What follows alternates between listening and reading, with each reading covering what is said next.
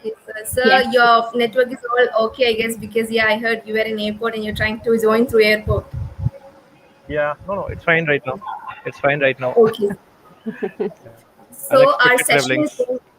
Okay, sir. Sir, our session is going live now on YouTube and Facebook, and it's 5. It's over, so we have time to start, I guess. So shall we? yes, please do. Yeah. Okay.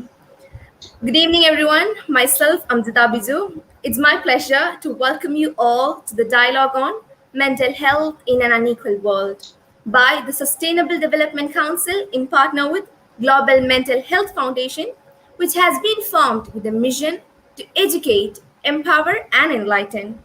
GMH has been moving forward with a vision to create a society free from the stigma around mental health and to educate the generation with emotional intelligence.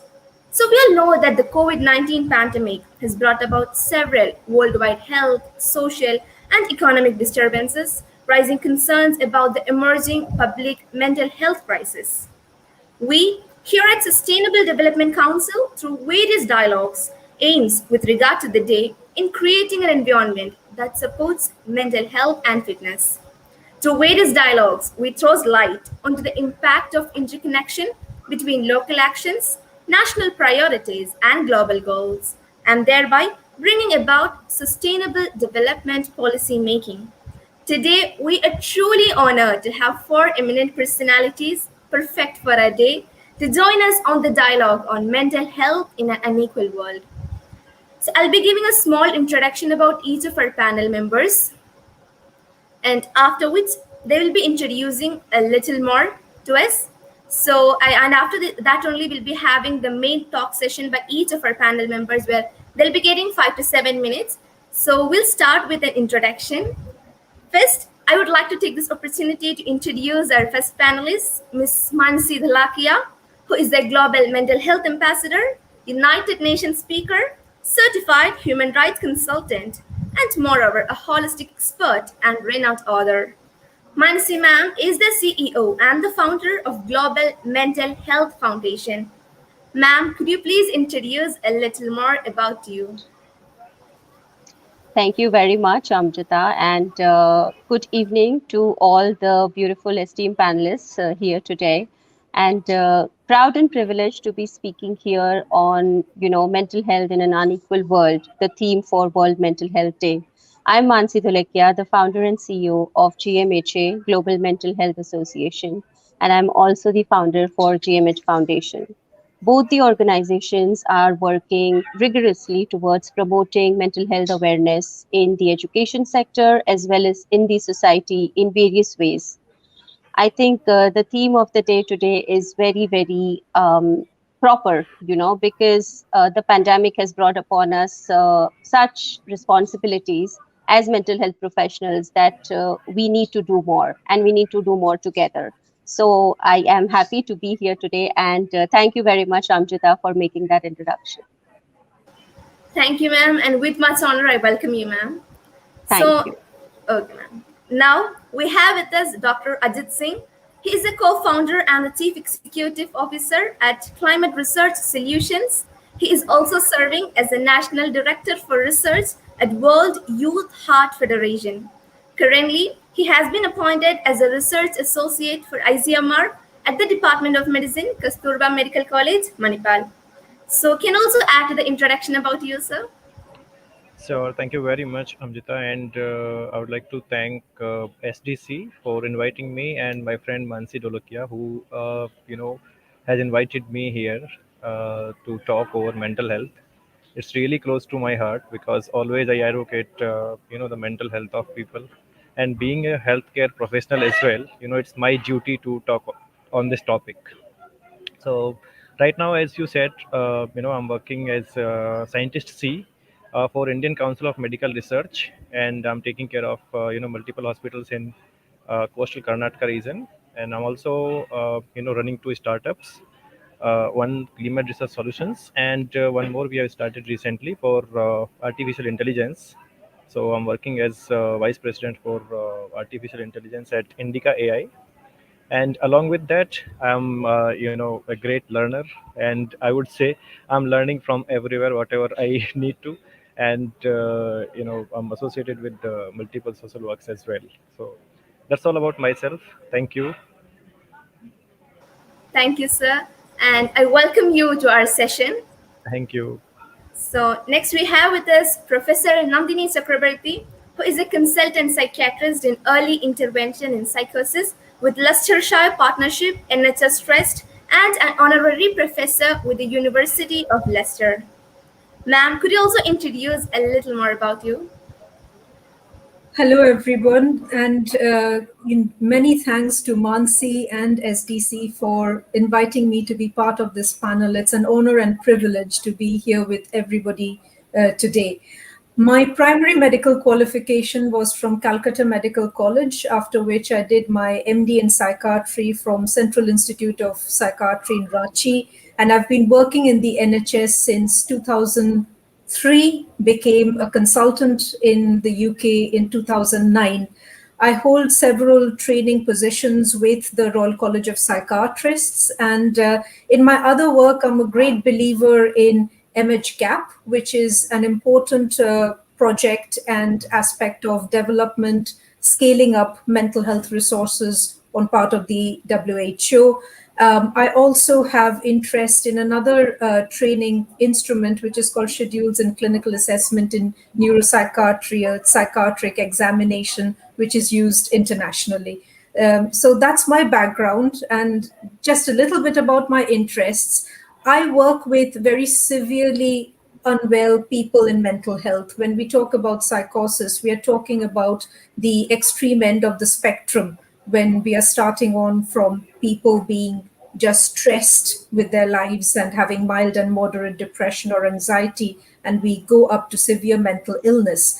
And I feel passionately that whilst we should focus on preventative programs, we should not forget that severe mental illness exists in spite of everything we do.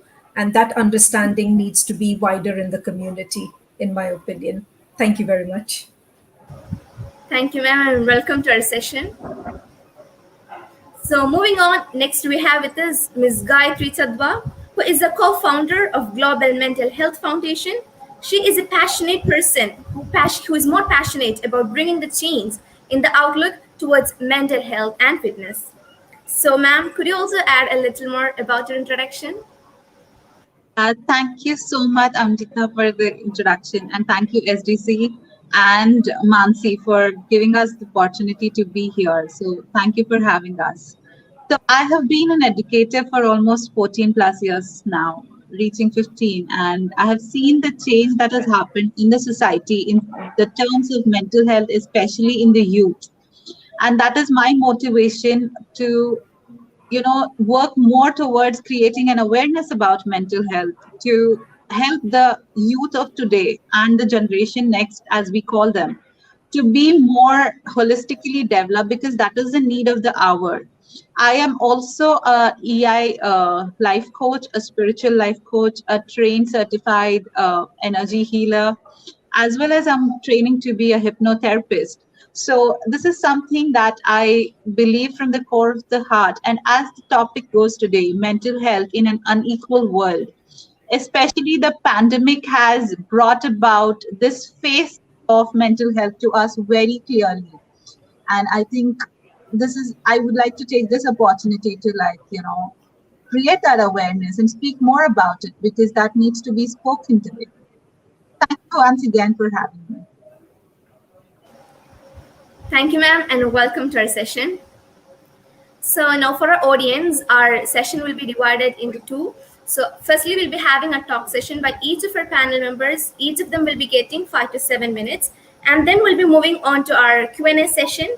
So, and again, to bring to the notice, we are going live stream on YouTube and Facebook. So we can take into consideration the questions from our audience too. So we're looking forward for interesting and interactive evening. Let's get started. Beginning with Mansi, ma'am. Ma'am, you have been tirelessly working to promote mental wellness in various sectors of society. So, what is your take on the theme of World Mental Health Day this year, which is mental health in an unequal world? Thank you, Amjita. I think the theme, like I said earlier, it's very appropriate considering, how the pandemic has happened and what kind of um, world that we are living in today post the pandemic. The depression and anxiety and such illnesses have, it's a looming pandemic, and a lot of the experts are also saying that we are in a mental health pandemic at the same time as well, but people don't realize it. So I think, the theme is very appropriate because the rich are getting richer, the poor are getting poorer, and the access to mental health services is getting dimmer and dimmer. And I don't know why, for some reason, experts as well as policymakers, as well as so many people who have been advocating mental health, in the world since centuries, I mean, since last so many years as well, they have all been saying over and over again that we need to make more investments into the mental health sector. But unfortunately, that has not happened. And because of that, we are in this mental health pandemic at the same time as well. Um, Moving forward, I am a solution based person. I like to talk about solutions rather than problems. So everybody knows the problems in the world. Everybody is aware that rising anxiety, rising depression, rising drug usage, rising abuse in the youth, all of these are the issues of today, and they are rising day by day. What is the solution? The solution is, I think, firstly, I believe in raising awareness and to eradicate the stigma surrounding mental health. I think that is the need of the hour. Because, even today, when we talk about the rural sectors of India or rural sectors of any country for that matter, I think more and more people just equate mental health to madness. And I think that is a serious concern globally, not only in India. So I think, that is something that we need to talk about it. We need to talk about it more and more so that people understand that, mental health should be a priority. It is not an option. I'm going to keep it very short today, and I'm, going to stick to these points that to provide a solution to all of these subjects, I think, to speak a little bit about our organizations, GMHA, for example. It's an accredited organization by the International Association of Therapists, USA. We are accredited training providers. What we would like to do is, provide holistic training to trainers, to coaches, to, advocates. There are so many people right now in the world who have come up suddenly since the pandemic has happened. And I would not say it's a bad thing. It's a good thing, but then it's a bad thing because half knowledge is dangerous. So, we would like to train the people in a holistic manner so that they can further carry that training and train the community in that way. I think education is empowerment. Both of our organizations, believe in that strongly, that education is empowerment. And empowerment is leads to enlightening, of the mind. So it is a whole holistic approach that we have undertaken in a lot of ways. I mean, recently, GMHA, for example, has done almost, I think, 25 plus webinars in universities. We have addressed 25 plus universities in last 4 to 5 months across the country, where we have addressed more than 50,000 students in raising awareness for anxiety and depression, and in raising awareness around emotional intelligence. I don't think it's, a small thing. I think it's a huge thing that we have achieved. And I think it is something to take inspiration from, I mean, all the organizations who are working in the mental health sector, they have to know one thing, that education is empowerment, especially in rural areas. I personally want to work a lot in the rural areas as well. And the first step would be to create awareness. We cannot just go and start talking about mental health. I have had to find synonyms for mental health, that what should I go and speak about? How should I go and talk about it so that people will be open to listening to what is mental health. And all of my panelists here today will agree to that thing, because we have all spoken on different platforms together, singularly, so many times, about advocating about mental health.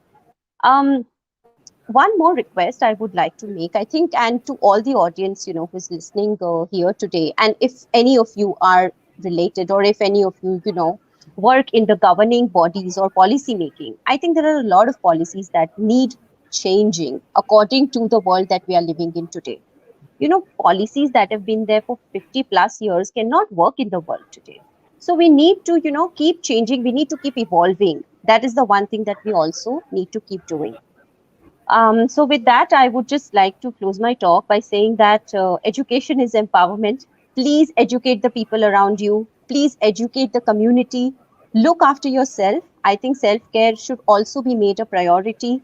And like, GMHA believes in mental health is a priority, not an option.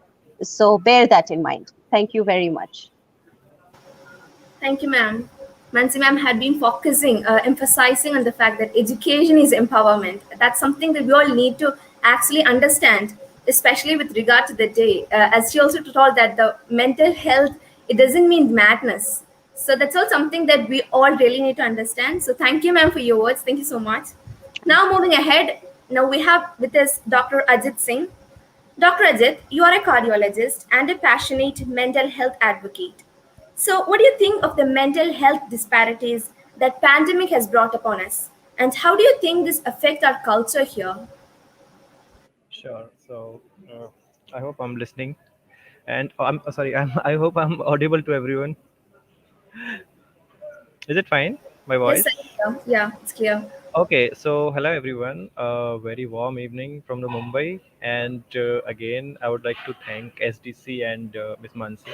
Frankly, if I say, I was totally unaware of this term, unequal world. Still, I'm not clear.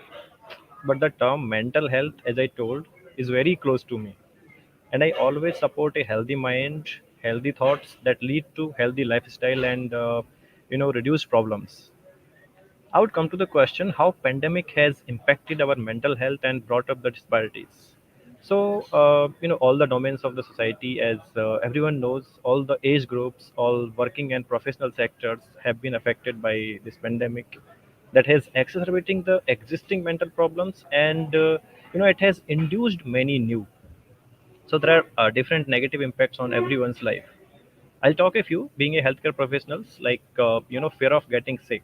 So whether you worried about yourself, family, friends, or co-workers, there is no getting away from the fear of coming infected with COVID-19 virus. Ongoing fear is again a symptom of anxiety, and which is a turn affect your sleep problems, and it significantly impacts your ability to cope up with your daily life. And then emotional fallout of social distancing. So definitely social distancing separates you from the support and companionship of friends and family, which is incredibly difficult and depressing.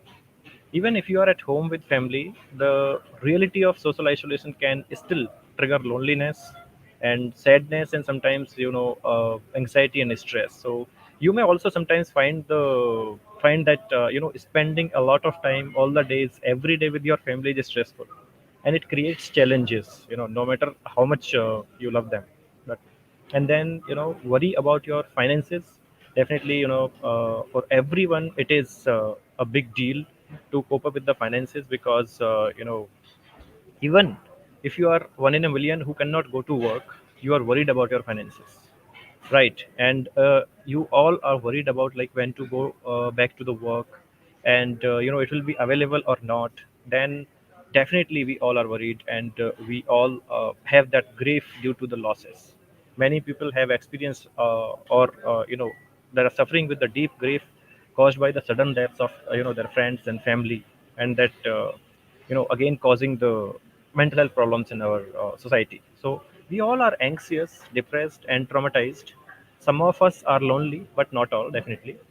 The effects depends on your personality, your lifestyle, and your demographics wherever you are staying. But it definitely is worsening in the disadvantaged groups, and those are, like I will say, the different groups in specific ways, like women. So in general, if you say, I'll quote some studies. They report that many women suffering from the anxiety and depression. This may be due to them facing the brunt of increased household responsibilities, or maybe sometimes domestic violence during the lockdown. And children, so 50% of the children has experienced agitation and anxiety during the lockdown. And the media reports even indicates that they may be experiencing fears about the virus, worrying all the worries over access to online classes, and stress and irritability from being unable to go out, and young people. So they lost their jobs. They are affected by closing of educational institutions, and the postponement of exams. Even the migrant workers and daily wages laborers are anxious about their finances, their works. And if I come to the frontline workers and doctors, clinicians, so more than a third of them are experiencing depression, anxiety due to this pandemic. Even the report says that frontline workers are reportedly burdened by the overwork and anxious about their contracting the virus, and they have that depressing thoughts. So, and it is, of course, problematic for the pre-existing mental health conditions, the people with the pre-existing mental health conditions, and the people with substance use disorders. So, I'll not go much into it deeper, but I feel these are the major problems what COVID-19 has brought up to all of us.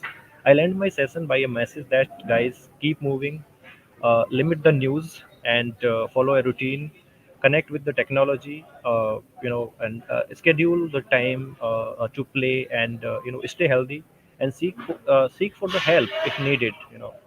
So these can help in overcoming the mental health issues. So Dr. Chakraborty is here, Professor Chakraborty. So definitely, Madam is the expert, and she will give a glance on that.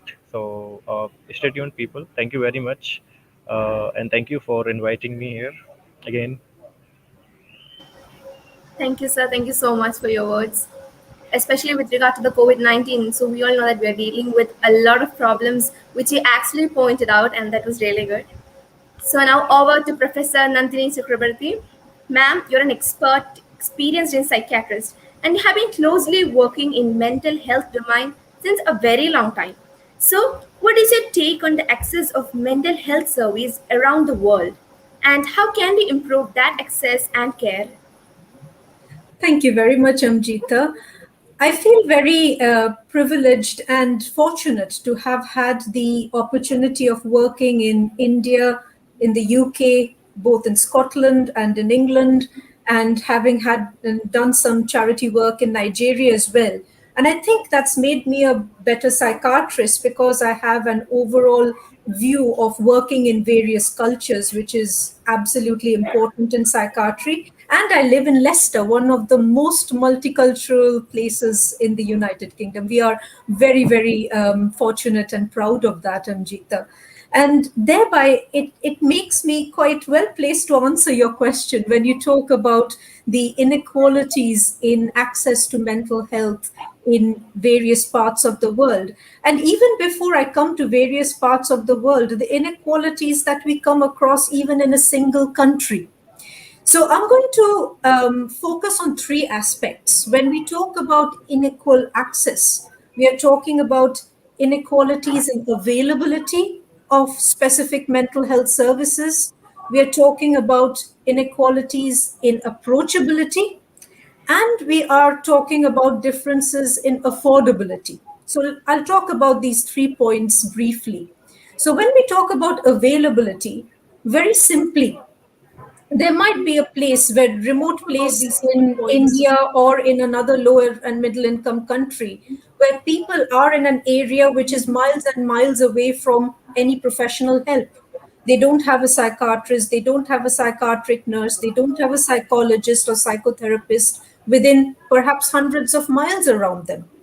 Even if I don't go to these remote places, let's say within the UK, we have recently within Leicestershire had a specialist autism support community team set up, which was a large gap in services for many years. And yet we have just been able to establish that.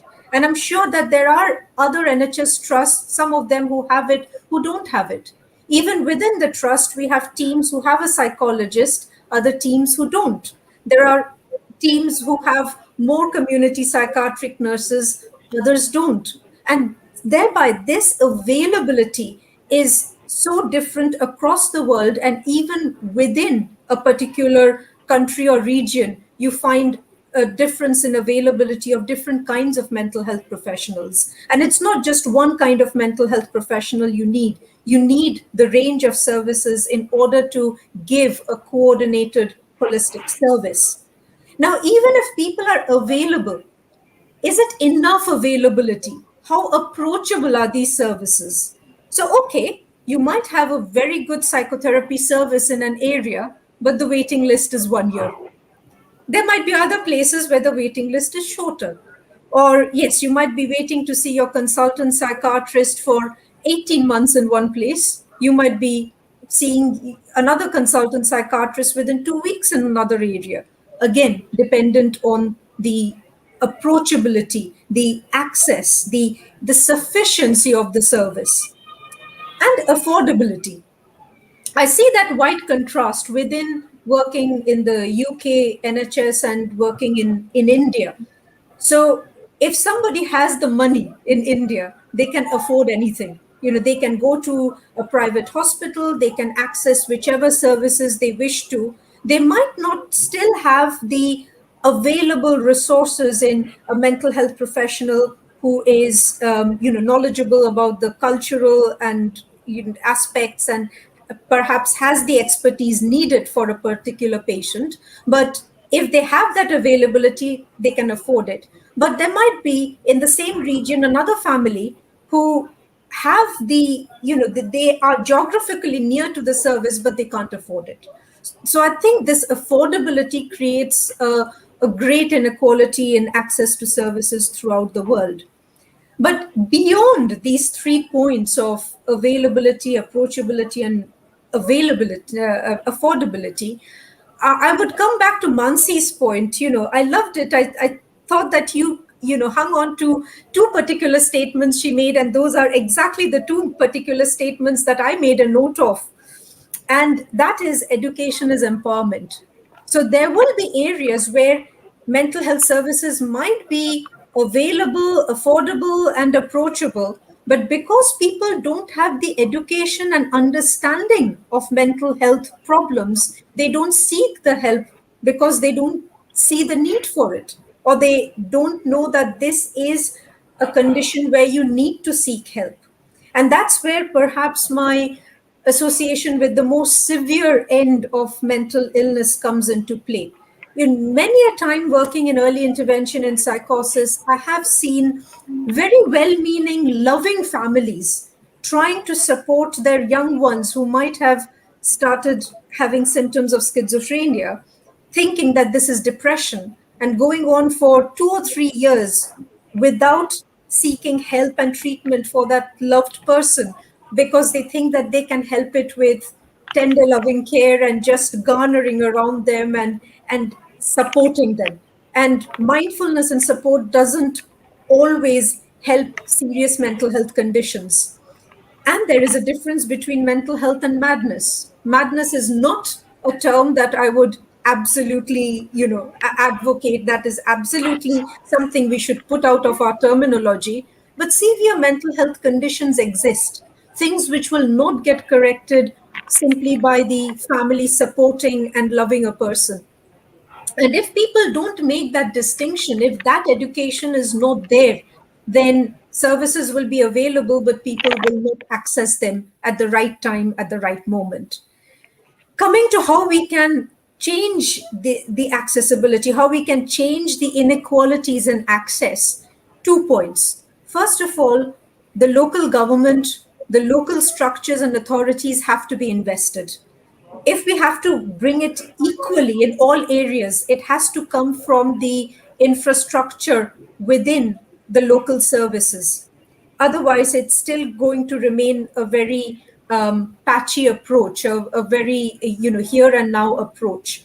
And the second thing I would say is, going by Mansi's point of let's talk action, I would say teach mental health in schools. And teaching mental health in schools is not only about teaching people to be mindful of their own mental health, managing stress, managing work-life balance. It's also teaching them about serious mental illness. What is schizophrenia? What is autism? What is ADHD? What is bipolar illness? Let people be aware so that when they come across people with serious mental illness, they will support and not judge and not stigmatize.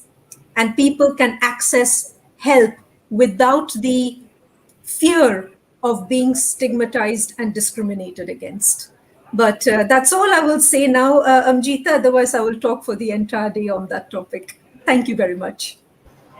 Thank you so much, ma'am. As you have told, awareness and the need to seek for the help is really important, especially when we are talking about mental health. So now we're forwarding with Gayatri ma'am. Ma'am, you're the co-founder of Global Mental Health Foundation, and the foundation has been doing great works raising mental health awareness in the society. And your suicide prevention awareness last month had been a huge success. So, how do you think this awareness plays a very important role in reducing the stigma that surrounds this mental health? Thank you, Amjitha, for that question. Yes, our suicide prevention awareness campaign that happened last month, because it was a suicide awareness month.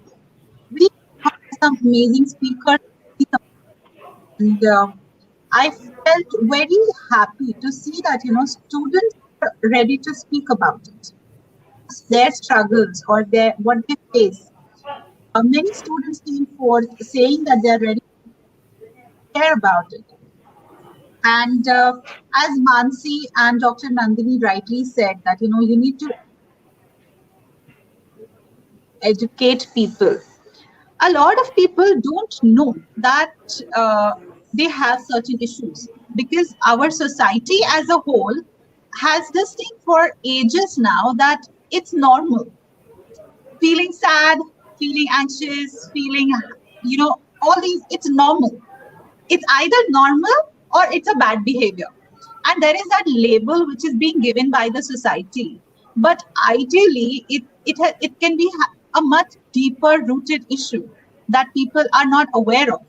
So creating that awareness is definitely needed. And I think when we talk about an unequal world, if we want to make that world equal, at least on the for mental health, we need to create that awareness. Because as I said, one thing, for example, just a simple Professor Nandini spoke about different mental health disorders like schizophrenia and ADHD, autism. There are so many things, and I, being a special needs educator, I get so many parents coming to me saying about ADHD and autism. And that acceptance is needed. And all these people who suffer from these disorders or mental health issues, I would say, the first and foremost thing that they seek is acceptance. And when you have an acceptance in the society is when there will be some form of equality, because nobody will judge somebody else. And then possibly everybody will be open to speaking. Again, as Mansi and Dr. Nandini put forward, that there is the availability of trained experts is very different in different parts of the world. Especially when I speak of rural India, even today, if I send 10, mental health experts, I don't know if even 1% of the village is going to come and speak to them. And if they turn up, 1%, the other, if even a 0.5% of the public comes in, I don't know if they're going to speak about it. They might just listen to somebody because somebody told them that you have to do it for XYZ reasons. They would come, sit, and go. They won't know that, it can actually help them solve their issues. People still feel that it's okay to be happy all the time. It is needed by the society, but it's not okay. It's perfectly all right if you're not okay all the time. It's perfectly okay to be happy, perfectly okay to be sad, perfectly okay to be jealous, perfectly okay to feel something different. It's perfectly okay to say out that, no, I'm not feeling well today. I will speak to you later. I cannot do this meeting today because I am unwell. But our society, we have brought this onto us, I would say, to some extent, because we have set some norms. And the awareness needs to be created that it's okay to break these norms if your mental health is at stake. And I think that is how we can do that. And as everybody's mentioned here, that education is the best way to create awareness. But again, I would say you cannot educate just one particular sector of the society and leave the others. You need to educate everyone, because Mansi and I always say that, whenever we speak to people, that you educate the children, that's perfectly fine. But those children go back to their families. And if the education is lacking there, the first impact that the family is going to have is, again, the child is going to back into their own belief systems and traditions, because that is where the belief systems come from. So I think we need to create this awareness from the grassroots levels, educate everyone wherever, not just the urban, but even the rural areas, and create that awareness, because as it's being brought in again and again, that education is empowering.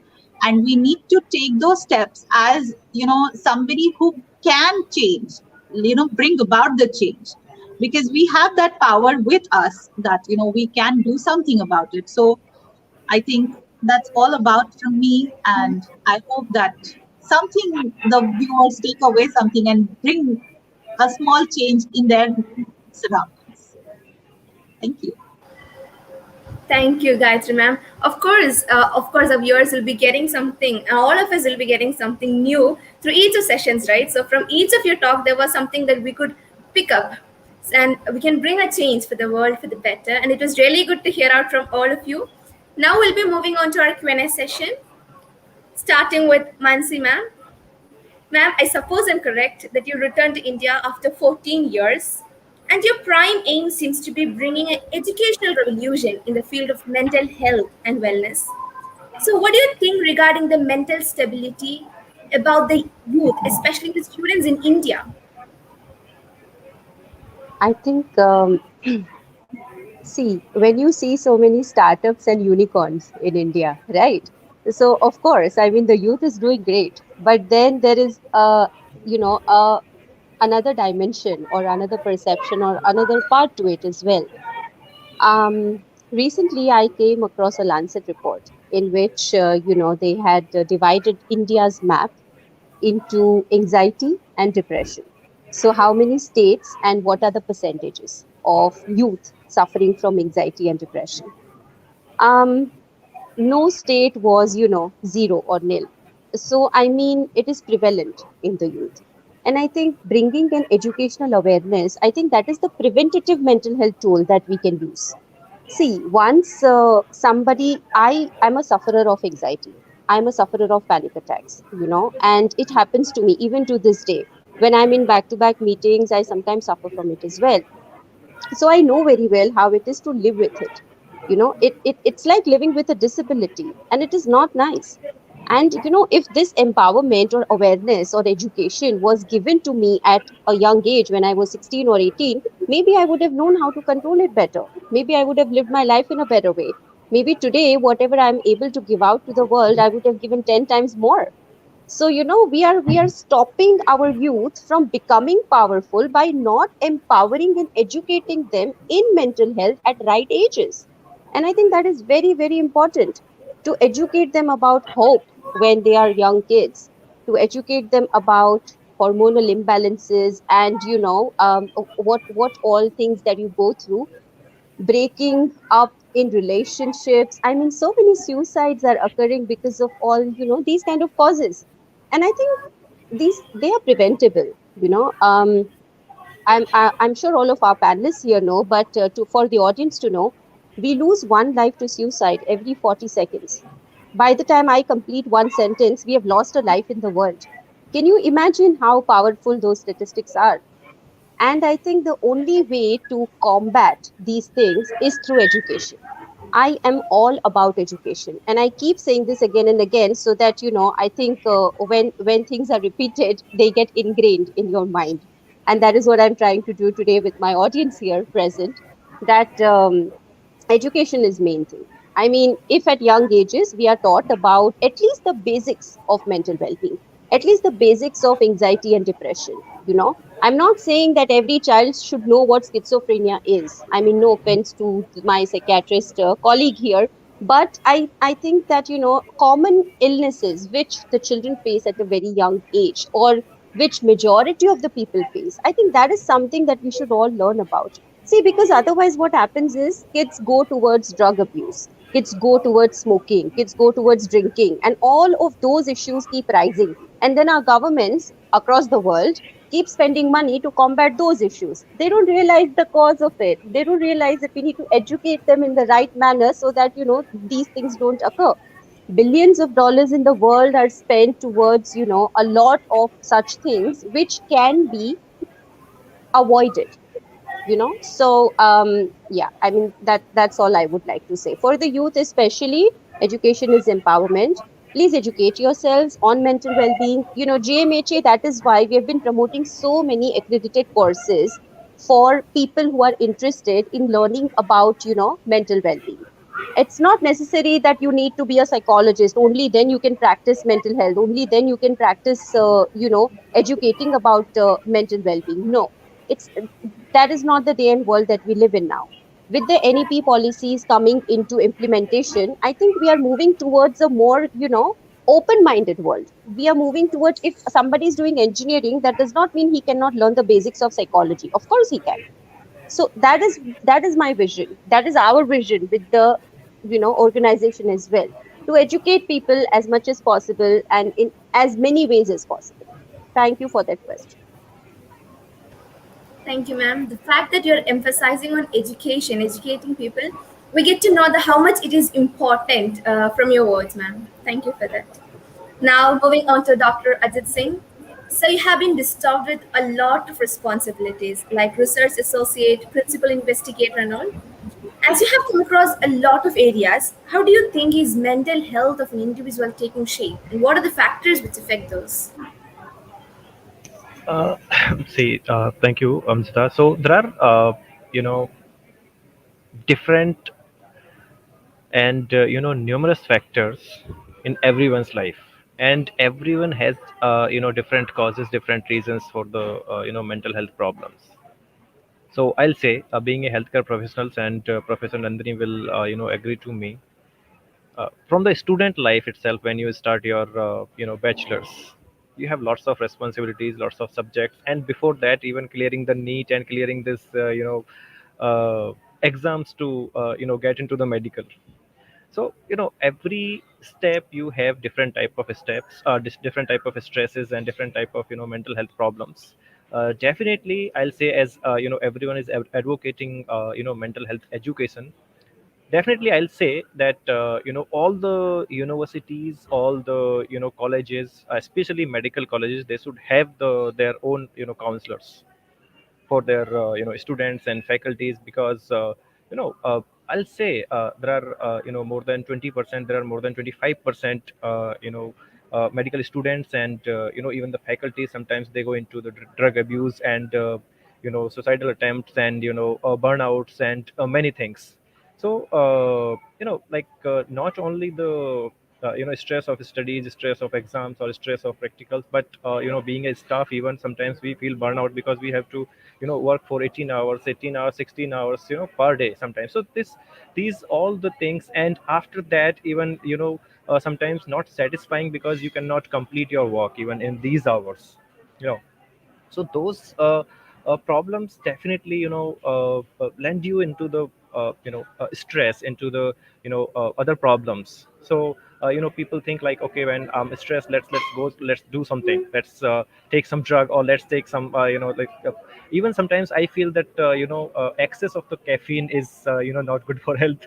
Even the medical people, medical students, and staff, they take, I have seen, I never take the coffee and tea, but I have seen my friends and all, they are like, how can you live without coffee, being a medical professional or being a healthcare professional? So the excess things, I mean, I don't know how to exactly define it, but yes, there are multiple factors, and different factors for everyone in the society. So I can define, like, for us, and even for as Mansiji rightly said, we should educate them from the school, and we should educate everyone, so they can understand the things, they can understand the mental health problems, and they can understand how to tackle it. So that's very important, I'll say. Thank you. Thank you, sir. Being a neat aspirant myself, I was able to get about the stress that you were telling in the beginning. hoping for more counselors to be there in the medical schools and colleges. Yeah. Yeah. Okay, so thank you so much, sir. Now, moving to Nandini ma'am. Ma'am, while reading your story, I really felt inspired as to how a very young girl from a middle class Bengali background had to change her dream of becoming a geologist. A girl with a love for volcanoes finally had to go to a medical school life. So, what was that thing in your mind which kept you pushing forward and which made you feel okay and happy with that decision of geologist to psychiatrist transition, which isn't really easy? I think I'd like to talk a bit about social structures over here, Amjita. Even though I wasn't happy going into medical college, and I wouldn't say that I particularly enjoyed my medical course, you fall into a structure. If you're a good student, you're expected to study and pass your exams. So whether or not I liked medicine or surgery, I had to study, I had to pass my exam. So I did it. And then you fall into a kind of routine. You go for your entrance exams, you pass another exam, pass another exam, you go towards becoming a consultant. It becomes something that society expects of you. Life has been easier since I went into psychiatry, and that was the only thing that helped me sustain medical college. That okay, if I get through my surgery and ENT and gynae-obs, no disrespect to my other colleagues who do wonderful jobs, we need all specialties, but once I got into psychiatry, life was tolerable. But then I came to a stage in life where I thought, yeah, psychiatry is good. I enjoy it, but this is not enough. I've got to find other aspects of fulfillment. And it started at the age of 40 by my first hike up Kilimanjaro. And I've never looked back. And I'd like to bring in this, when we talk about mental health, and because we are talking about mental health today, I want to bring the topic back there through my life journey. I realized a few things. The pressures that women are under to conform to social roles, and the unhappiness that it can be created within ourselves.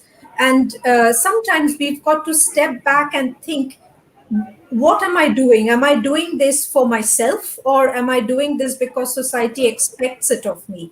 How do you define success? Do you define success by self realization, or do you define success by buying a nice house and having lots of money and pretty clothes? And I think when we talk about mental health in that overarching way, that inequality can come not just because of your financial and social status, it's also the kind of society and outlook you come from, and how much of yourself you can realize through it. And in the last 10 years, I'm happy to say that, okay, I'm probably, I must admit to myself that I'm not as happy as I possibly would have been being a geologist, but I've found a middle ground, and people have to sometimes be brave enough to realize their dreams and do things that society does not completely expect of them. And just to give a few examples, I love female solo travel, but what really strikes me is how few Asian women, especially of my age, I see traveling solo, not because of work, not because you're going to a conference, but just because I need a few days on my own. I don't want my husband, I don't want my children, I don't want my relatives to be there. I want a week to myself. There's nothing wrong in it. But most women in our society will feel guilty about it.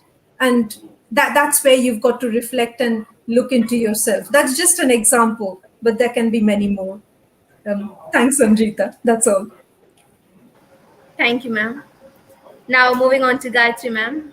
Ma'am, while reading through your story, I realized that you are a survivor of depression and you want to beat the stigma around the mental disorders. So, to what extent do you think the stigma, social stigma, has its influence in the mental disorders, especially with regard to the depression which we are dealing with in day to day life? So, and what can we do for that?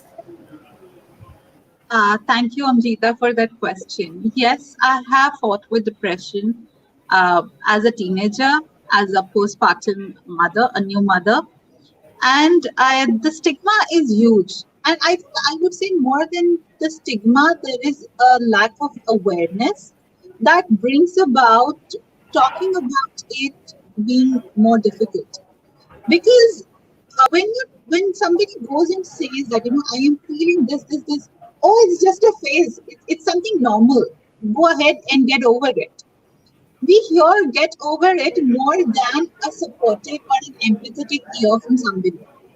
And I think another thing is, as Mansi rightly said at the beginning of this session, that mental health is taken to be equivalent to being, you know, uh, you have to be something, going into madness, or, going to, you're seeing a psychologist or a psychiatrist. That means you are mad.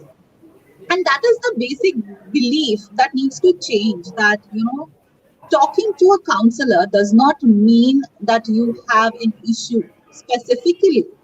Talking to a counselor could also be that you have to, just find a different perspective.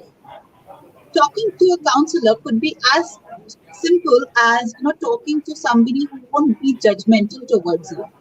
And for that particular reason, I think we need to do, you know, create that awareness. I mean, I will speak about a simple example that, I come across a lot of women recently who have gone through postpartum depression, or, I can feel or relate to them that they are going through it.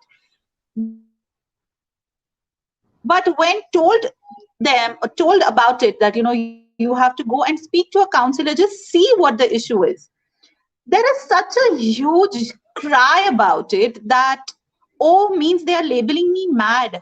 Why do I need to do that? Oh, means I am okay, it's my fault only. But, that is the level of influence, the stigma around that word of a psychologist or a psychiatrist is still prevalent in the society. And when we need to break that. We need to speak more about it. We need to create that awareness about understanding, yeah, about being okay, being okay to speak to somebody, asking for help. As Professor Nandini rightly said, that, she spoke about travel, but I would speak about asking for help. Women are trained to some extent that if you are an ideal daughter or an ideal daughter-in-law or an ideal mother, and not just women but even men for that matter, if you're ideal husband, the ideal roles are so set that if somebody is a little different, it becomes a guilt factor for that person. Also, I mean, I won't be called the ideal anymore, but who defines this? We define, the society has defined it. It's not written anywhere that, it's the society has defined. So we can work on redefining these things for ourselves, and it's completely okay to, do something about it and redefine things for us, redefine the normals for us. And when you begin from yourself, I think that is how we can slowly and gradually break the stigma. It won't happen overnight, but I think the topic has been that, create that awareness and educate. I think if we can educate it, it's more important, because we need to work on creating an inclusive society which is equal to everyone, irrespective of their social standing, their financial standing, their gender, their where they come from, who they are, what they do, why they do it. We have to be all inclusive of all of this. And I think the first step would be to educate the next generation, because they will take it forward. Because somewhere I feel that, educating the earlier generations will take another few generations to come, but we can educate the young minds and, try to at least put in that idea that yes, this is a possibility. And I think that is how we can work to break the stigma and try to have more of conversations like this, is what I feel. So thank you. Thank you so much, ma'am. So Dr. Ajit had to leave as he had to catch his next flight. Now I think we'll go for one more round of Q&A. We've got more questions. Over to Mansi, ma'am. Ma'am, I found that you were a very sensitive girl in your childhood days, and then you realized that it will be a hindrance for your career, and then you found the tool of emotional intelligence. So, we would like to hear from you what that means in your perspective, and how had that helped the young Mansi to grow into a very strong and inspiring woman? Thank you for that question. And thank you for giving so much credit, young Mansi, to becoming an inspiring woman. I don't think the credit, that is the credit I deserve, firstly. Um, very challenging life and journey I've had. And, living 14 years in the United Kingdom and then moving to India after all those years and, moving to a different culture, starting all over again, establishing the foundation, etc. I mean, all during this entire journey, during entire all of those things that were happening, I think emotional intelligence is something that maybe I was born with, but I was not aware about it until I learned about it. And I think that is the case with most of the people, that we are born with it, but we are not aware of it. So I think emotional intelligence definitely helped me a lot along the way, helped me become an empathetic leader, helped me define myself in a lot of ways. So I would say that if you go to our website, gmha.health, and have a look at, all the emotional intelligence information that is available there, you will find yourself to be a new individual, and you will find, things about yourself that maybe you didn't even know that existed. So EI definitely helps you realize, yourself as a person. A lot of self reflection and self awareness that it teaches you. I think that motivates you to become a completely different person. So emotional intelligence as a preventative mental health tool, I have lived it, I have experienced it, and that is the reason that I am such a strong advocate of it, and that is the reason I am, passionately advocating education in emotional intelligence for the young community especially.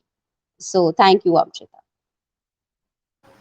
Thank you, ma'am. Understanding the self is, of course, one of the most important things that we all need to have. So Absolutely. yes, ma'am. Over to Nandini, ma'am. Ma'am, now I would like to take you to an incident which actually occurred on 17th of August, 1999, which I believe to be precise. Probably you had a very bad experience that you scooted on a corner, crash landed with your face, and you had long crisscrosses on your face. And yes, you had to undergo a surgery by an experienced plastic surgeon. So now, when you look back, what was the mental stability of that young girl at that time, and how has it changed over years? It actually happened on the Central Institute of Psychiatry campus. So I think I was surrounded by mental health professionals and within mental health training myself. So, in terms of mental health support, I don't think I had any reason to complain. But it was a frightening incident. And I think reflecting back, what it has taught me is that life is unpredictable. Things happen when you don't expect them, and you then start living your life in a way where you feel every day is special, and you have every day to be grateful of. You don't take anything for granted. What would later on be a boring or a bland day, nothing special has happened, is still a special day to me, because I've been through that experience and I know how a usual day can suddenly take on a very different note. And I'm very grateful to all the people who gathered around me. I got to know my true friends, and I got to know the not so true friends. Sometimes negative events in your life teach you that. And then throughout the years, yes, I've moved on. It did not leave, let us say, a, a permanent scar in a negative way. But sometimes you've got to look at these incidents and make what you make of them, in terms of trying to turn a negative into a positive. I still have the scars, though nowadays I have to point them out to people, which is a great relief. They're not as visible as they used to be, thanks to my, very, very helpful surgeon Arvind Prakash. I'll never forget him. Um, and it also shows, as a doctor, the kind of change you can make to people's lives. And I hope that I can make that same change to people's lives as Dr. Prakash did for me. Thank Thank you. you, ma'am. Thank you, ma'am. It's so good when you hear from your own experience. So, over to Gayatri, ma'am. Ma'am, I found that metaphysical studies attracts you a lot. So, actually, we would like to know what that means and how had that helped you mentally.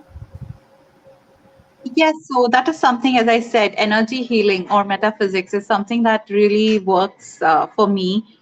Uh, one thing is when we work, we talk about meditation. A lot of is said about meditation, affirmations. And when you talk about metaphysics, it's basically when you speak about science, I would like to say the science aspect of it, because being a science student, for me it was very easy to correlate the scientific aspect rather than the more about the belief aspect of it.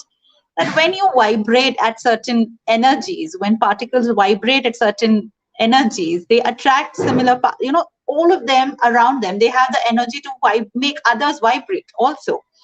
And that is what happens when you speak about energies. So once you improve your vibrations, and that is what you get into at a higher level. So for me, metaphysics and the study of it brought about more about self awareness for me, because I became aware, because I could take that time out for myself and understand me for who I am rather than who I was for the society. I was Gayatri for one person, I was Gayatri in a different manner. The other person perceived Gayatri in a different manner. The third one perceived. But it happens to all of us that we become what people perceive us to be, and we forget who we truly are. And I think when you put that perception through working on yourself, so for me, it was more about understanding your own self, finding the root of who I was personally. And that helped me become who I can become potentially. So that was the journey for me, and that's what I found fascinating. And I continue to dabble and work on it, read more about it, do a lot of meditation, do a lot of research onto it. I work with many different clients for it, and yeah, it has been an amazing journey for me. And I have seen transformations happening. So that is one thing that when people ask, is there a proof? I can say, yes, there are proofs. I have seen people transform. So that's about it for me. Thank you, ma'am. So by this, we come to the end of our Q&A session too. That was really a fruitful session to have a good talk with all the four panelists. And as Ajit sir had to leave for the flight, and then Mansi ma'am, she was not feeling well. So thank you all of you for sharing your insights, experiences, and observations on this very special day. And a special thanks to Mental Health Global Mental Health Foundation and Mansi ma'am, who did a lot to bring all of us together onto this platform on this day itself. And we Sustainable Development Council, they do a lot in order to pick the right people on the right day and to come up with such sessions. So thank you all. Thank you, Nandini ma'am. Thank you, Gayatri ma'am. Thank you Thank very you. much, Amjitha. Thank you, Amjitha, for having us. Thank you.